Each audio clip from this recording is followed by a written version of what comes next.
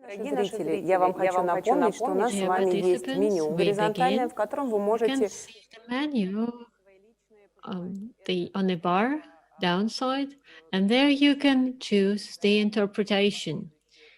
You can also choose the lecture hall, and also you can find the translation, the broadcasts from our halls. So everything can be found in the menu below.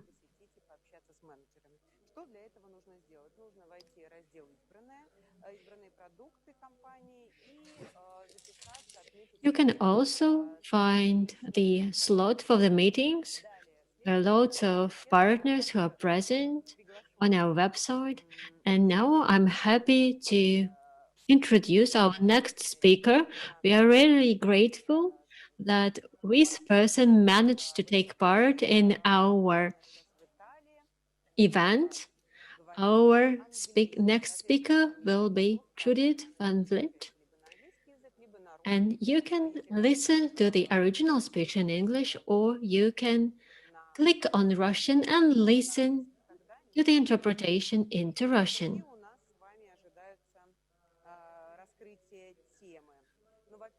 The next speech will be really interesting because our next speaker is an incredible specialist. She is the leading designer of ColorWorks TM, Italy. She is the chief colorist of Evian Corporation and Color Marketing Group, and that says something. And she will speak about ColorForward 2021. So we'll know in details 4 social trends that will influence all of our customers in the near future. So we will see the main 5 colors for each trend, and surely we'll learn a lot. We are all in anticipation, so prepare your pencils and paper. We're also ready for a Q&A. You can try and ask a question after the session, after the main part of it. So now the floor is yours, Judith. We are happy to welcome you. So let's begin. Thank you very much. I'm going to share my screen. Just let me know as soon as you can see it, and I'll start my presentation. So I'm gonna, obviously we have a lot of limitations today. This is a beautiful HTML video that is gonna obviously glitch because of Wi-Fi, bandwidth, and many other issues that we are all having because we're all at home. So I am presenting from my home in Italy, Milan, and I'm presenting you ColorForward 2021. I finished already last week ColorForward 2022, and that will be ready as of January this year. The colors for 2021, you see some of them already running on the screen. I also have the colors here with me, so you can have a look at them. But before diving into the presentation, I'd like to explain to you first how we do this type of presentations. Because different from a lot of other companies, we produce ColorForward 2021 entirely internally within the company. So previously we were Clariant, now we are Evian. So we gather 1 week last year with my global ColorWorks team, and they are in Sao Paulo, Chicago, Singapore, and of course Italy. And I am as creative director responsible for this week to filter 4 societal trends and 20 colors that we think consumers will respond to in 2021. So I'm going to show you a time lapse of that very fun and very exhausting week last year in Chicago. Now on day 1 from the 5 work days, everybody has to present their regional homework. So that means Asia Pacific presents what they think are the trends for 2021 for their region. Latin America does the same, North America does the same, and I do the same for EMEA. This is a long day, but this is very important that everybody brings their information, going to conferences, all the things that they've gathered throughout the year to that presentation. Day 2 is the only day we invite external speakers, people that are not working for Avient. They do not see what we have done on the first day, so they do not take part in the discussion, but they come and inspire us as a team. We often work with Tom Palmaerts from Ghent, Belgium.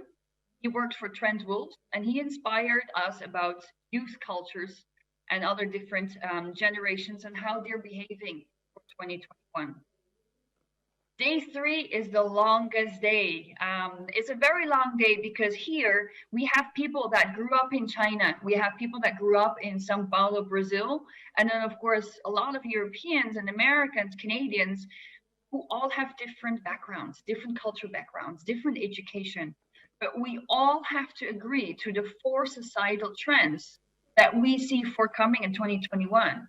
If there's one region that does not see a certain trend happening, we start from scratch. So only when we start and sign off on 4 societal trends, we move into the mood board creation. Now, I think I have mainly designers on the call. So I will just quickly say a mood board is a visualization of the story in images, keywords, sometimes even prototypes, and of course, titles. So we split in 2 teams. 2 teams work on 2 trend stories, and at the end of the day, again, we gather as a group. And only on the last and final day, on the 5th day, we choose color. Color is hugely important. It influences our daily life, but it has influencers. And if you do not know what the story behind a color selection is, customers will not buy into your color or into your product.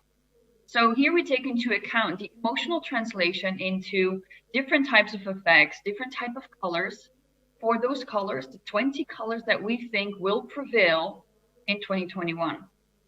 So I have 4 stories here for you. If you don't understand the titles, no problem. I'm gonna translate these for you as well. The first story is Dum Num. The second one is See-Through. The 4th is Sense Appeal. And then we have Ubuntu. So let me start with Dum Num first. This video normally comes with music, but the problem is that obviously when I speak and I have music and you also have translation, I think you're going to be lost in translation, literally. So for those of you who would like to receive the video, you can contact me after and you can get the video, okay? So Dum Num is all about that not so long ago, we were worried about the digital divide that represented this anxiety that the rich will have access to information and more possibilities in almost every area of life to those who cannot afford connected digital devices. The current trend shows, however, is that the human connection is becoming a luxury good for the rich, while poor families may not be able to afford living screen-free in the future. The rich have grown afraid of screens. They want their kids to play with blocks and go to tech-free private schools that are booming. Humans are also more expensive, and rich people are willing and able to pay for them. Conspicuous human interaction, so living without a phone for a day, quitting social media networks, for example, and not answering your emails, have become a status symbol. Nannies in the Silicon Valley in the United States increasingly have no screen clauses written into their contracts, meaning that they, but also the children that they're looking after, are not permitted to any form of technology. Why is this a trend? And what are the effects of overexposure to screens? Now that you're probably listening to me and a translator, you're thinking about, hey, COVID-19 and what's happening. This trend is indeed for 2021. But as you can see, COVID-19 has accelerated it very much because we're all in front of screens. And that's what this trend story is about. So it's a very accurate story already for where we are living today. Screen time is affecting our brain, not just our brain, but especially the brain of younger children. Screen exposure also starts very young.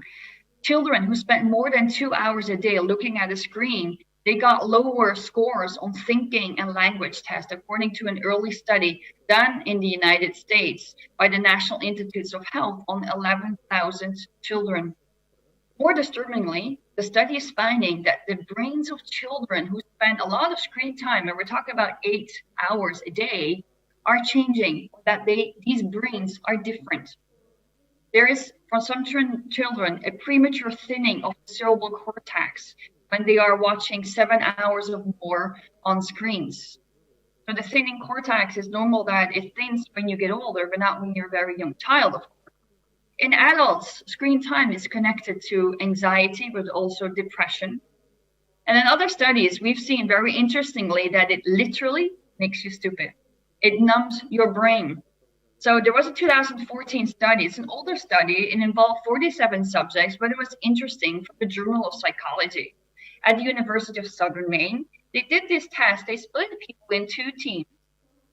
One was doing a test on attention and cognition with their phone nearby, but turned off.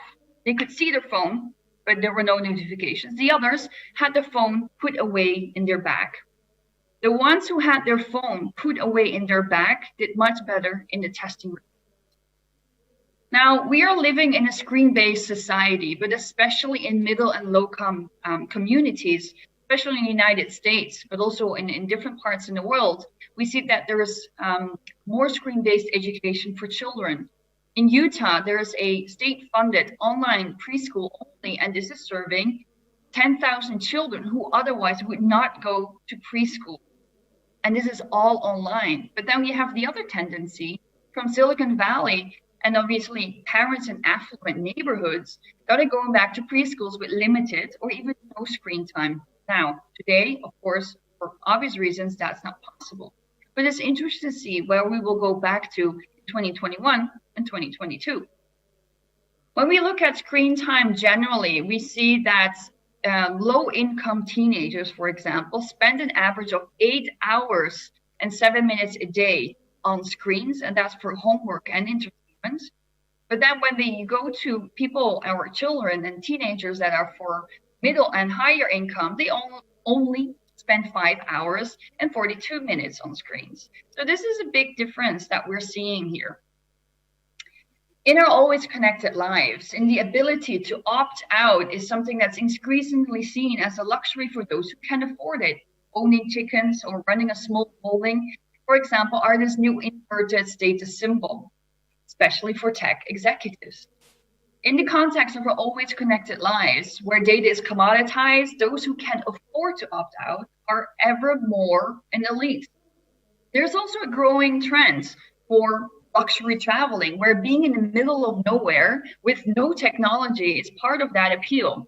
Luxury travel agency Black Tomatoes Get Lost concept is offering trips off the grid on various retreats in the world, also wild dining remote restaurants, like, for example, the new first Faroe Islands Michelin restaurant. And this is all illustrating how there is a trend for experimental luxury, but also luxury of disconnecting from technology. How will this trend develop? And will human engagement become a luxury in also different segments, such as healthcare, which I'm afraid we are already seeing? Now, when we go to the colors, you will see the colors pop up here on the screen. Ciao che fai is Italian's language. Ciao che fai is a warm reddish orange that stands for true friendships, not digital friendships. Apparently, research shows that when you have friendships that are cross-generational, cross-cultural, you enhance your possibility of true happiness with 3.5 times. So that is ciao che fai. No Wi-Fi. Of course, the whole point of this luxury trend and experimental luxury is going off the grid. This is a very soft green color. It looks a little bit blue on my screen, but you will see that actually it's more on the green tendency. And this is really about going no screen at all. Then stupidify. So this is a very bright mauve color, as you can see. And this is a color that indicates the stupidification of society. So this is about people doing way too much screen time. And even when you have your phone in your pocket, research shows that it's already slowly making you more stupid. The golden ticket, gold, of course, on the screen, you can never see a gold, but you'll have to trust me and imagine that we're talking here about a very elegant gold. It's very lightly shimmery. It has tiny glitters, and it's representing the luxury of human engagement for indeed affluence. So this is a new status symbol. Wi-Fi, then we have a grayish smoke effect. And this is the smoke effect, not just of our neurons that are obviously affected by screens, but it is also a satirical name that we have given to this because, of course, we are wondering, do we really need to be connected 24/7? I'm going to show you quickly those colors. So here we have the orange, the green, the gray, the very light beigey gold. Then we have the mauve color. So they're a little bit less less saturated than what you see on the screen. Going to the second story, we go to see-through. And in see-through, we talk about the fact that we are living in an age of authenticity, but also we are constantly questing for transparency. We are obsessed with being true to ourselves, being authentic and avoiding fakery. We tell our children to follow their dreams and pursue their passions because we think it's oppressive to force someone to do a job that is at odds with their true self. We desperately seek sincerity in ourselves, but also in our leaders, such as we can think of nothing more despicable than a person who isn't genuine or someone who's betraying their true feelings in order to save face. Authenticity, however, has expanded to the point that we no longer believe in it anymore. And why should we? We live in a time where brands, companies are expected to not just reflect our values, but act on them. Trust in business can no longer be based on visual signs of authenticity, only on proof of work. Yet despite this obsession that we have with authenticity, we are losing our grip on the truth. Criticism of public institutions is continually mounting. Social trust is shrinking. Conspiracy theories, especially today, is flourishing, but also do alternative forms of medicine, schooling, and journalism. This is affecting all areas of collective knowledge, and science is even examined alongside religion. Now, according to a late survey by McKinsey, 70% of respondents across all demographics try to purchase from a company that they consider ethical. The rush to prove ethical credentials, however, generates a lot of noise, and it's increasingly difficult to connect with younger generations who demand absolute authenticity and transparency. Greenwashing, wokewashing are particularly unforgivable for the Generation Z. And according to that same McKinsey survey, 80% of respondents refuse to buy from a company that is involved in a scandal. Tecate is one of these beer brands from Mexico. They're owned by Heineken. They began a campaign against domestic violence. So you would think maybe this is washing. So they're pretending to be ethically correct, but maybe they're not. Well, interestingly is that they did this campaign a few years ago in a country where 2 in 3 women are suffering from gender violence. The tagline for a campaign was, "If you don't respect women, we don't want you to drink us." Now, following the launch of this campaign, interestingly, there was a 75% increase in help requests to the National Shelter Network, and also revenue increase 34%. So these are campaigns that also show that you are helping these women. Instagram, the influencers on Instagram have had a hard time for the last couple of years. We see that their sponsored rates are falling. There's a lot of mistrust in these influencers. We used to trust them because they were the next boy and the next girl from next door, but they're no longer anymore because we know that they're paying a lot of money. We also know that indeed they are not always pushing the services and products that are even trustworthy. So as time goes on, all these influencer posting is becoming very artificial in attempts to stand out from, of course, the masses. Companies like Unilever, but also Kellogg's, have decided that they will no longer pursue advertising using influencers. Research is also showing that there's a shift in counterfeit goods. There's a shift in consumers towards authenticity. Now, interestingly, the quality of luxury goods is improving, And identifying inauthentic items is becoming more difficult.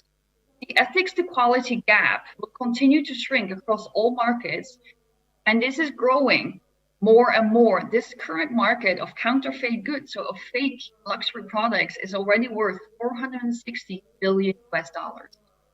Now, how can you see what is authentic and what is not authentic as a product?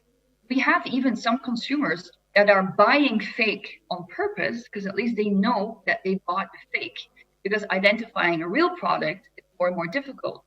That's why Trust Chain is this new project that is founded by a collaboration with IBM and the global consortium of jewelers, and they will track and validate your diamonds and precious metals across all points of the supply chain using blockchain.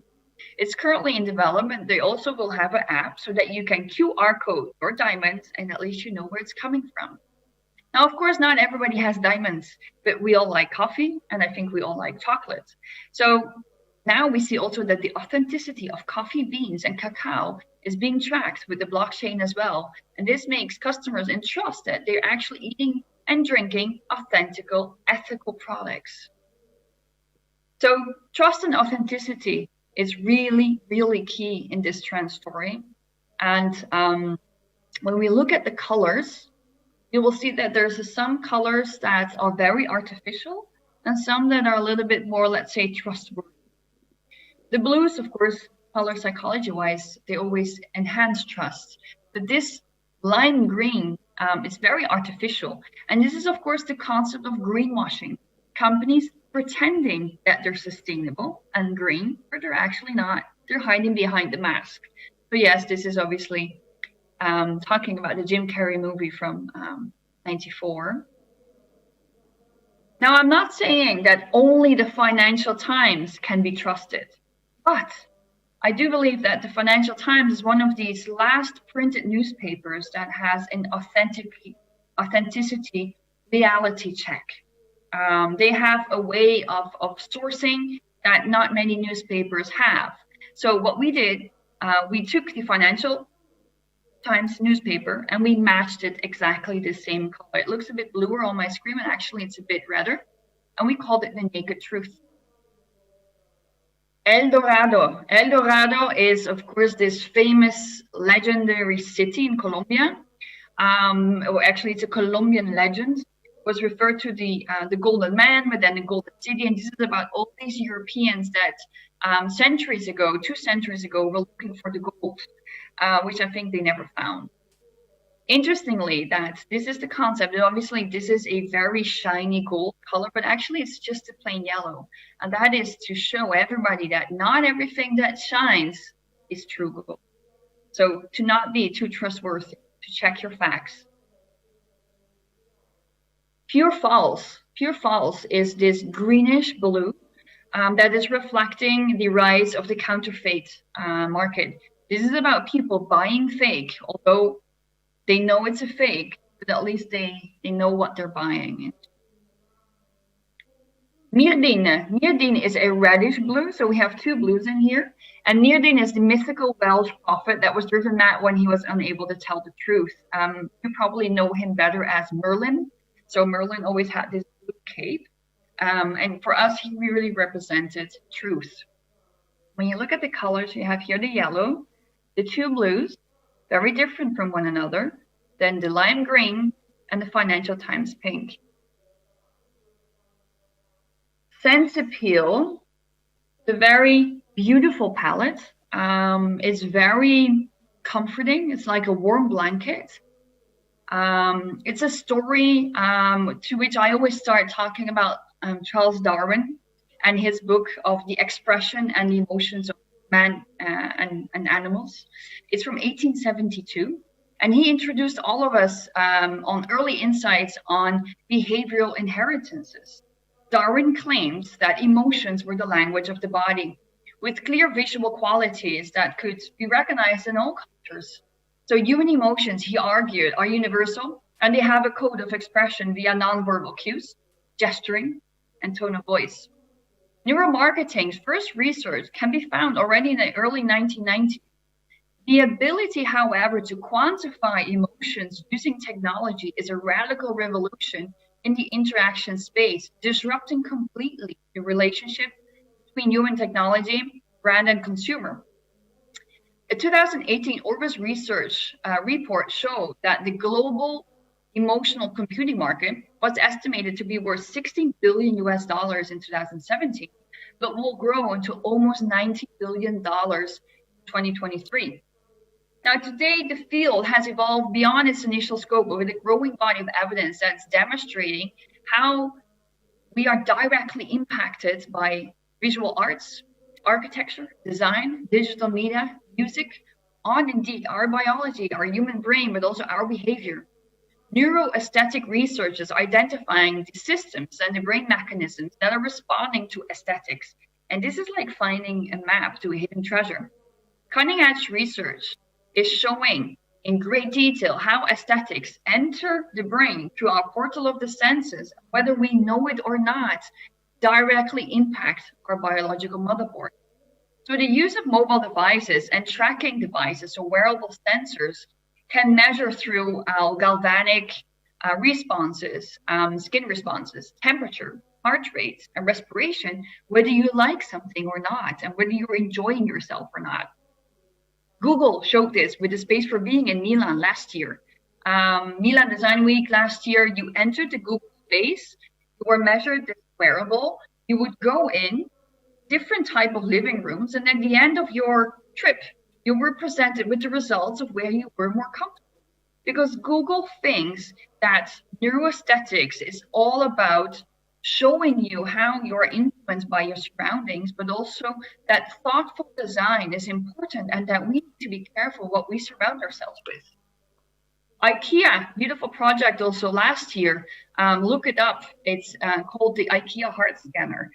So make sure you go and have a look on that one as well. It's a very interesting project in which they you can only buy the carpets, for example, if you respond physically well to the design. If you are not generally interested, you're not allowed to buy those carpets. Now, the ability of technology to read out our preferences in aesthetics is allowing for designers to design more intelligently according to consumers' preferences. This is something that's completely new in the market. Now, when we have a look at the colors, we have Motus Intelligentia, which is a Latin name for a very soft pinkish coral color. And this is talking about the emotional intelligence that is acknowledging this new science by connecting design to emotions. Mona Lies Me. This is homage to the undecipherable smile of course, the most famous painting in the Louvre. It's a deep purple. It's an eggplant purple, and it is definitely the mystery behind all these true hidden emotions. Sweaty art. Sweaty art is about, it's a dark teal color. It's actually darker than you see here. And this is about our galvanic responses to an artwork or to a piece of design. A dark copper color. You cannot see the shimmer, of course. This is a metallic color. And DAPE is an acronym that stands for Design Augmented by Emotion. It's a warm color, and this is about the human emotions that occur in purchasing processes. And then we have a very clean white color with tiny dots inside. It's called Wanbei. Wanbei in Chinese means perfect accomplishment. And this is what neuroaesthetics and designers are trying to reach. A nearly perfect design, exactly according to your personal preference. And then the last story, Ubuntu. And Ubuntu in Zulu means I am because we are, or humanity towards one another. And this is a theme that is very, very accurate for the times that we are living in this pandemic. This is a theme that talks about how we make decisions, how we collaborate as well. So when we make decisions, we are always influenced to some degree by other people, whether it's choosing a restaurant or a political candidate. We want to know what others think before we make a choice, because humans are social animals And we know that very well now that we can't touch and be together anymore. We're so social that we can rarely be independent of one another, because we have this propensity to copy communication and also behavior. It's called social learning. Humans copy each other each and every day. You buy the latest pair of sneakers because you think they're very popular, yet popularity does not equal quality at all times. But this induces smarter decision purchases. So sometimes, let's say, social learning can improve our decision making. Our social learning ability has led to extraordinary technological success. Advances in modern science and technology have not just been only possible due to genius innovation, but also the human's ability to learn from one another. So social learning is a form of collective intelligence, smart decision making among groups of individuals that improves on the ability of one single person. Unfortunately, also the opposite can be true, because when there's harmful knowledge or information going viral due to this very same copying behavior, there is a phenomenon that's called maladaptive herding, and this can trigger things like, for example, instability in stock markets. So why do humans sometimes exhibit collective wisdom and at other times madness? Can we reduce the risk of maladaptive herding and at the same time increase our possibility to collective wisdom? Here we talk about swarming. Birds swarm, ants swarm, fish swarm. These are all animals where there's no central control unit. These simple agents are interacting locally within their environment, yet new behaviors emerge. Until recent, we see that there's no research done for human swarming, but swarm intelligence per se is very interesting. And I do believe that we humans should adopt that, because swarm intelligence is the self-organization of systems for collective, decentralized behavior. Now, why can we humans not just do that and arrive to a preferred solution to all the massive problems that we are facing currently on this earth? Whether it's finding a vaccine or whether it is getting medical equipment to people who are most in need. Swarm intelligence draws from biologically inspired algorithms that enhance robotics and mechatronics. Bio-inspired systems bring new intelligence to the design of robotics and are used today already in aerial flying robots, robotic manipulators, and underwater vehicles. The physical, biological, and digital worlds will benefit immensely by learning from nature.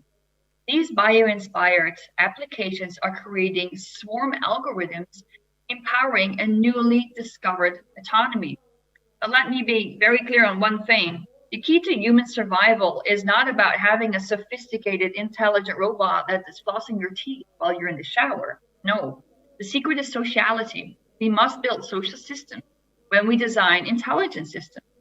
Let's collect lessons from nature, insights from humans, and the unified benefits of intelligent systems and create something that is smarter than ourselves.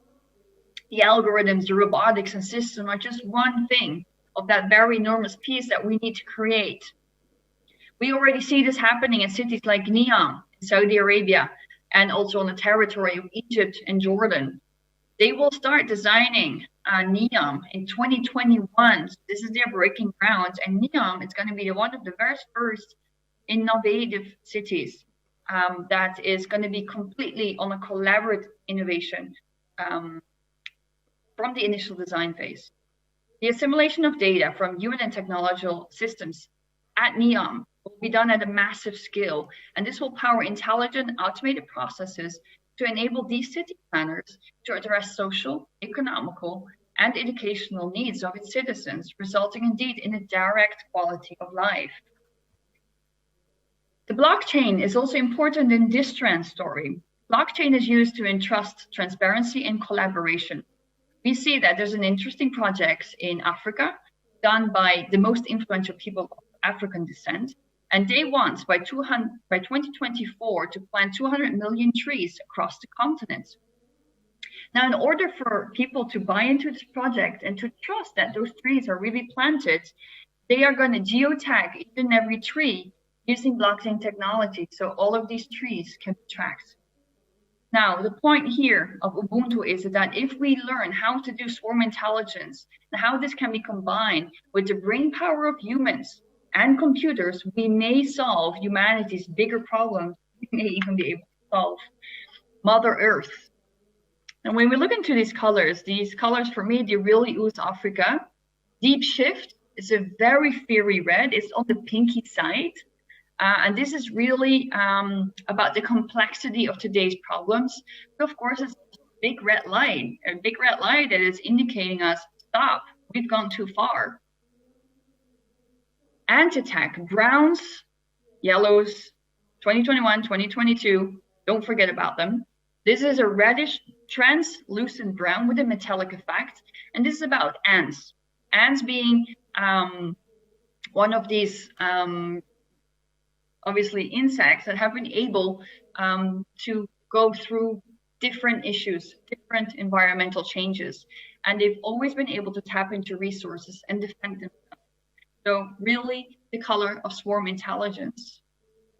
The waggle dance, this is the color of the honeycomb. So this is the color of the honeycomb, very dark, a dark tinted black yellow. An important color because the bees are the most important species on Earth. The waggle dance is the dance that the bees are performing when they found the nectar. And then that's how they move towards the sun to show the rest of the bees where the nectar can be found. Stigmergence. Stigmergence comes from the word stigmergy, from the Greek stigma, which means marking or signing. And mergy comes from mechanism or indeed work. And it refers to the spontaneous coordination between agents and actions. So hopefully nations and different government bodies and institutions. But at the same time, this very dark purple is also symbolizing these smart cities and their never sleeping collective minds. Magulgur means very great ship in Sumerian. Now this is probably, you probably know this better as the Ark of Noah. And that's a little bit the color that we wanted to reflect, a natural green that is all about Mother Earth. It's about nature that we are spoiling, but also this idea of saving human species as well. So that is Magulgur, a very interesting bluish green.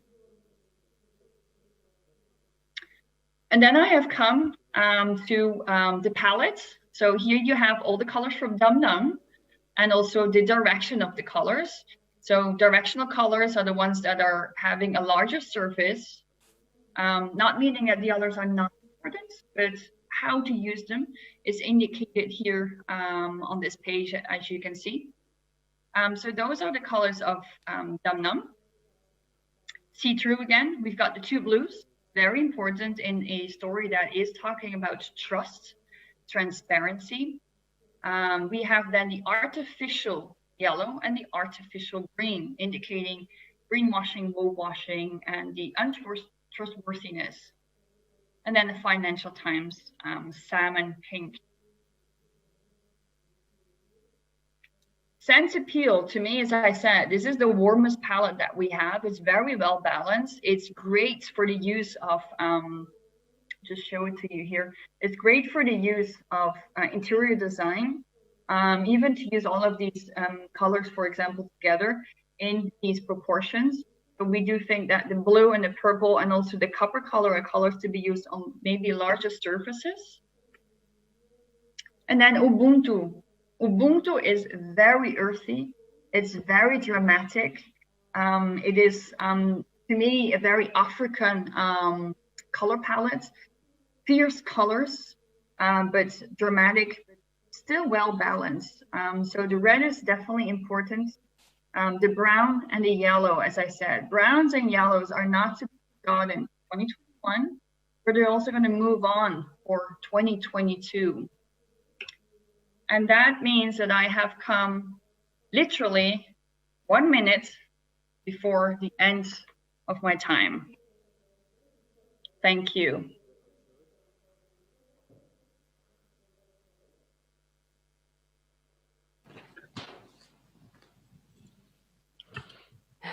Judith, благодарю за прекрасное Thank you выступление. very much, Judith. That was incredible.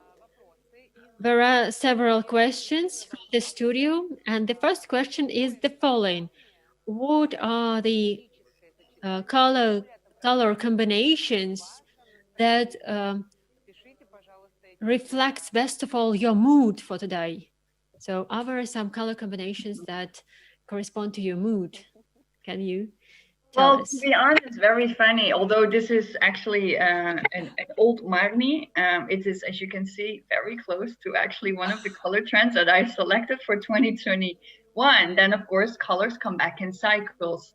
I was born Dutch from the Netherlands, so I love oranges and I love corals and greens. So if I am happy, like I am today, I often go for orange and then indeed the greens, like you can also see on my blouse. So that would be my color combination of today.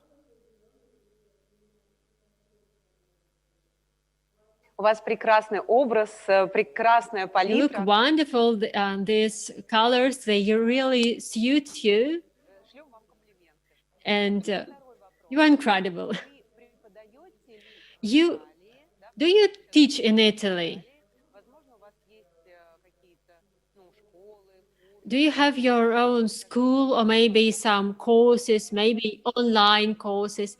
Can you expand on your teaching practices? Maybe you give some master classes. Yes, I would love to. Honestly speaking, I am not personally giving master classes, but that is definitely something that I would be interested in. So for avians, I do not do master classes. I do this type of presentations, sometimes also at university and academies. But for color marketing groups, so where I am immediate past president, we do trend spotting, which indeed anybody who's interested in trend spotting, they can join. We do color education as well, and also color forecasting courses. Actually, tomorrow I have a color chat at 4:30 my time, so that is Moscow time 5:30, and if there's still spots available, we're going to talk about COVID colors with people from multiple industries.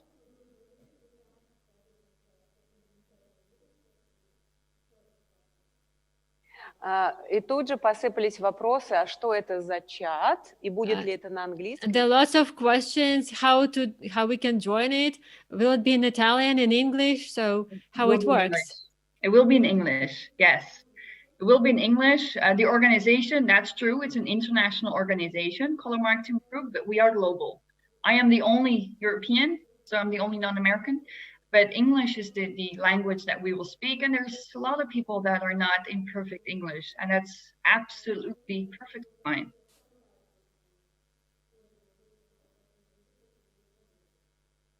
Благодарим вас за выступление. Лично я. Thank you very much.